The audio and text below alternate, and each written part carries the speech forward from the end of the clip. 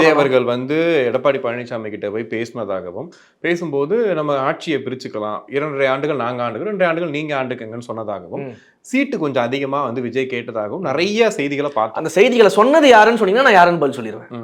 இந்த செய்திகளை சொல்றது யாரு?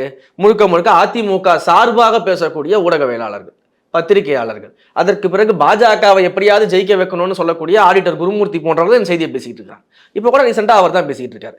அவர் உண்மையிலே யார்? அவரு என்னத்துக்கு அவர் இந்த டீலிங் பேசிக்கிட்டு இருக்காரு?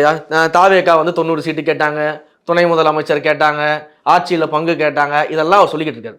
ஒரு பத்திரிகையாளர் தானே, பத்திரிகையில தானே இருக்கீங்க. ஆதாரம் இல்லாம ஒரு விஷயம் நீங்க இந்த மாதிரி பேசலாமா? முதல்ல அப்போ உண்மையிலேயே நீங்க என்ன பண்ணிட்டு இருக்கீங்க? 2 கட்சிக்கு நல்ல டீலிங் பேசிட்டு கமிஷன் பார்த்துட்டு இருக்கீங்களா? புரோக்கரேஜ் வேலை பார்த்துட்டு இருக்கீங்களா? அப்படின்னு கேள்வி வரும். அப்படி ஒரு சந்திப்பு நடக்கவே இல்லை. அப்படிலாம் எதுவுமே நடக்கலையே. நாங்க தான் மிக தெளிவா சொல்றோமேங்க, இன்னொரு கட்சிக்கு போய் கூட்டணி சேரக்கூடிய நிலைமையில நாங்க கிடையாது. எங்கள் தலைமையில கூட்டணி நாங்க இருக்கோம். நாங்க ஏன் அதிமுக கூட போய் கூட்டணி வைக்கணும்? நாங்க ஏன் அதிமுக போய் கவர்மெண்ட் ஃபார்ம் பண்றதுக்கு நாங்க ஏன் ஹெல்ப் பண்ண போறோம்? நாங்க ஏன் எடப்பாடி பழனிசாமி அவர்களை முதலமைச்சராக்க போறோம்?